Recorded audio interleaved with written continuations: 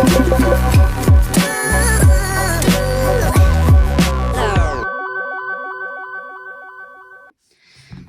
everyone and welcome back to my channel. If you're new here, my name is Kaylin and this is Potato, and today I wanted to talk about how to kind of stay committed to the no buy if you feel like quitting. And I think that particularly with a no buy year, it's hard to stay kind of like focused and passionate about it all the time because it's for like a longer period of time and you just have like ups and downs in your moods and your life in general. So like it's not as simple, I don't think, as approaching like a no buy like week or month, because it's kind of like a marathon rather than a sprint.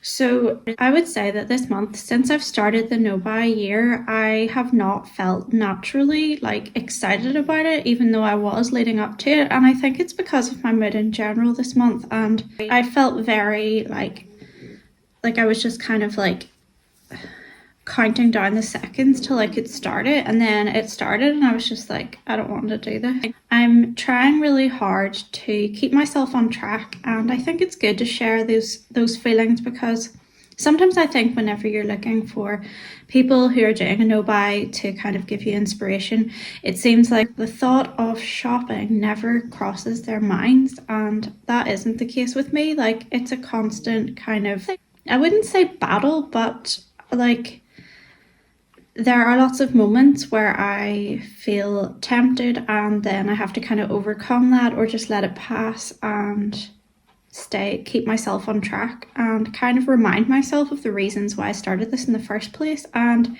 sometimes you're just in the mood for things. Like in October for my no buy, I was in a much more motivated kind of place. Like my frame of mind then was just different to right now, and I think that I quite often feel like this in January, but I think that a lot of people are probably the same, and I am really learning how to appreciate the month, but it never would have been my like favorite month of the year, like naturally. So I'm finding ways to make it pleasant for myself and to feel good about life and excited about the small things. But I feel like in some ways this month, it's the time of year when I kind of feel the most vulnerable for some reason. And because of that, I've just been noticing whenever I feel the urge to shop and trying to interrupt that and also redirect into other hobbies, and hopefully this can be helpful to someone. So I have noticed a few emails kind of slipping through. I thought I had unsubscribed from all of them, but maybe before Christmas when I bought from a website or two, it has somehow signed me up again. I need to go in actually and remove them again, because although they are from websites I love, and in a way I kind of have this thing where I want to know what they're releasing in a particular season. I don't know why, because I'm not planning to buy anything, but it's almost like I just want to be aware of what they are selling at the moment. And I guess part of my brain is always like, if you look at what is new, then you can plan ahead for what you would like to buy when it goes in the sale, which isn't really helpful during a complete no buy. But I guess generally like it has been kind of part of my frugal mindset to kind of like do research and then kind of save the ideas for later. So I don't want to do that now, because I don't want to buy when the things are in the sale either.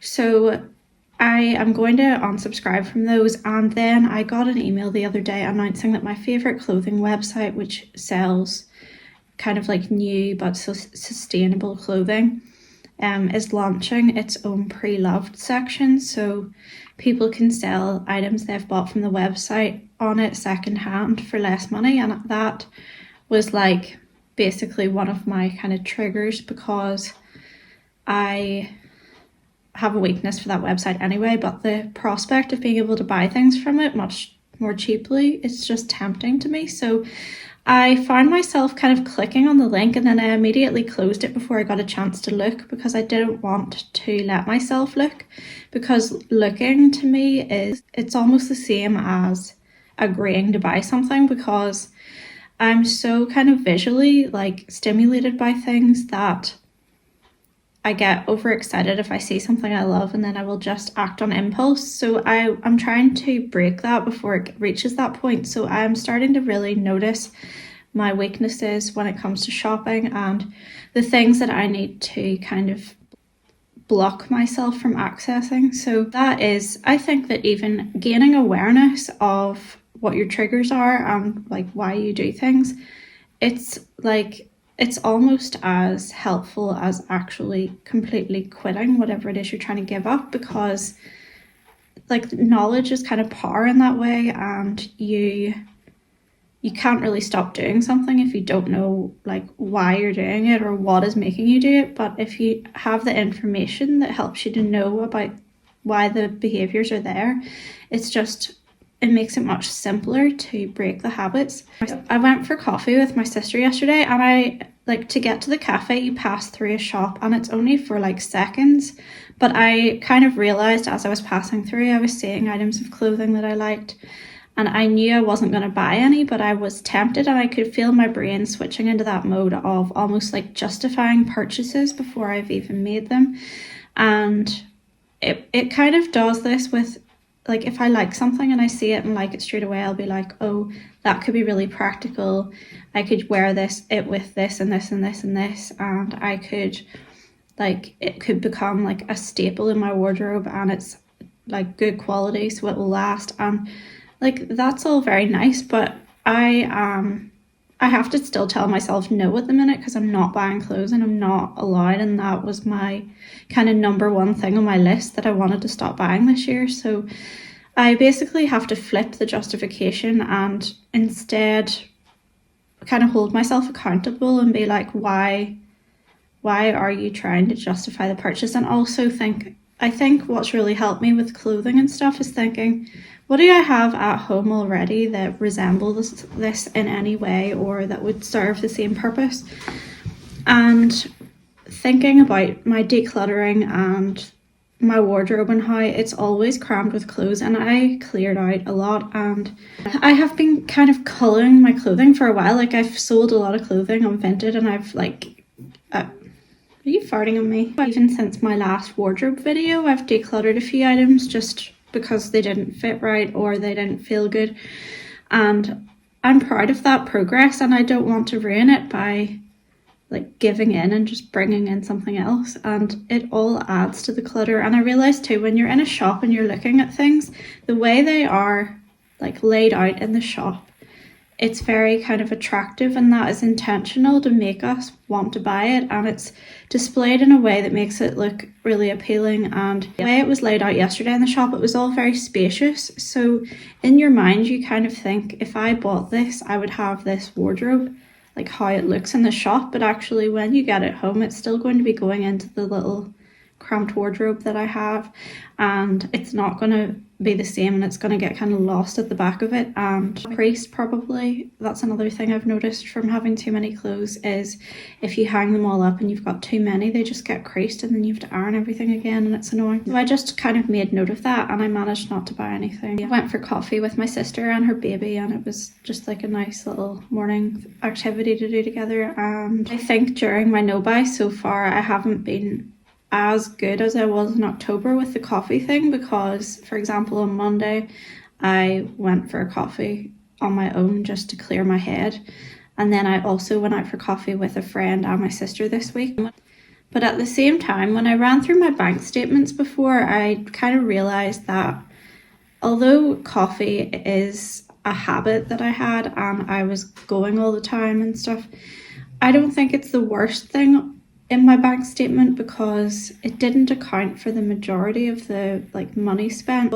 Okay, it was like a consistent kind of habit, and I have been diligent about breaking it and making my own coffee at home as much as I possibly can. But there are other things that were costing me far more money than that, and clothing and being tempted by just like impulse buys is the thing that I need to tackle more, I think. And sometimes I think you're paying for an experience, and I don't resent paying for experiences, because if I think of experiences and how rich they've made me feel, like for a long time afterwards, and every time I kind of revisit them in my memory, I never regret them. It's the stuff that I kind of regret, it's not the experiences. And sometimes going for coffee for me it's about the experience. It's not about the actual cup of coffee. It's just like I'm basically paying to go to a different environment where it's all cozy and there's like people chattering around me and there's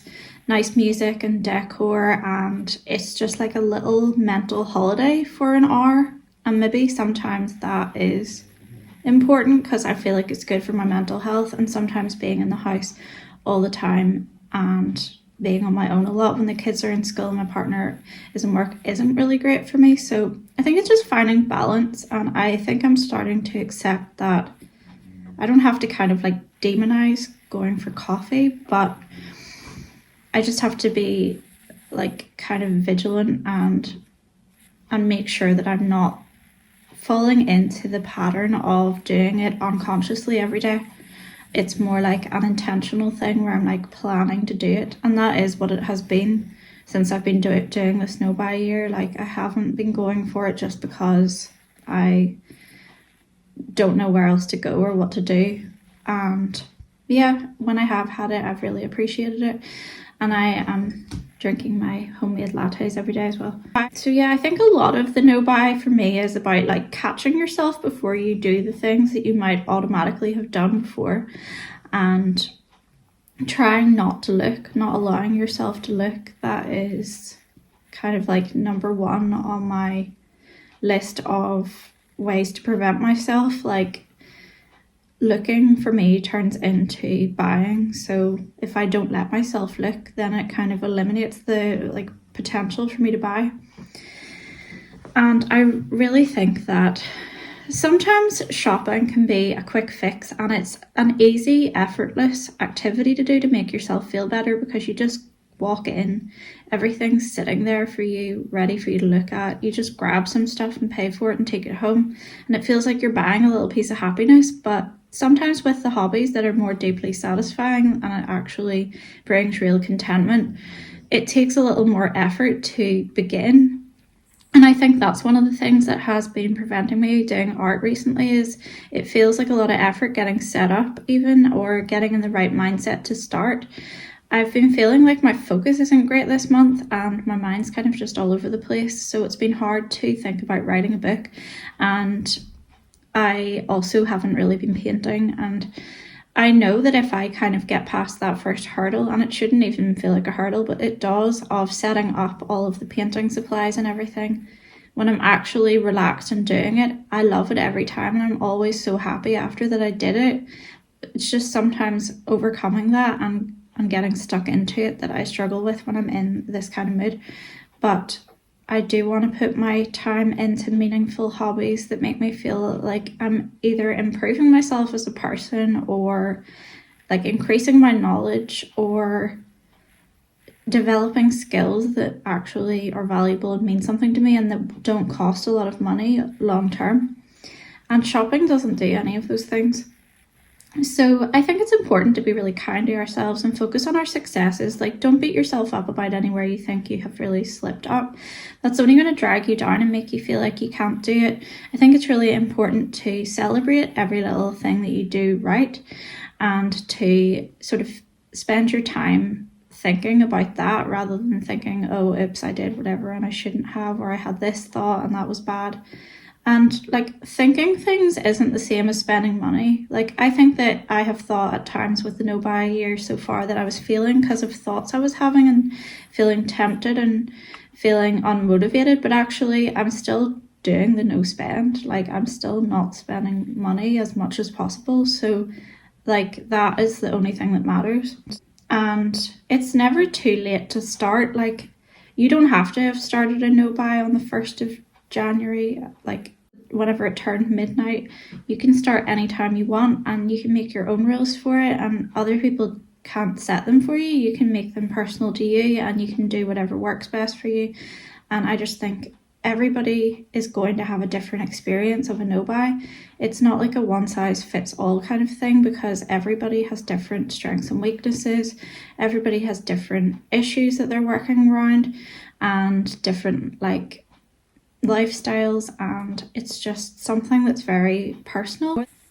I have also been thinking about how books are a real temptation to me, more than I maybe even realised that they were. And I know that I love to go to the library and like stock up on books I've borrowed, but I don't really think of myself as somebody who buys books very often. And my bookcase is full at the moment, so there's no room for another book anyway. But I realised that I am still tempted by recommendations the other day, and one of the reasons was I was reading this article in The Simple Things called Fireside. Sorry, potatoes on my knee, it's hard to hold it. Fireside Yarns, and it has books that are recommended with like cozy pictures and also like titles that make them sound extra appealing, like read on a duvet day, round the fire storytelling for the long dark evenings to curl up with under a blanket. And they're all really great, appealing like recommendations, and the descriptions just like draw you in and make you want to buy all of them.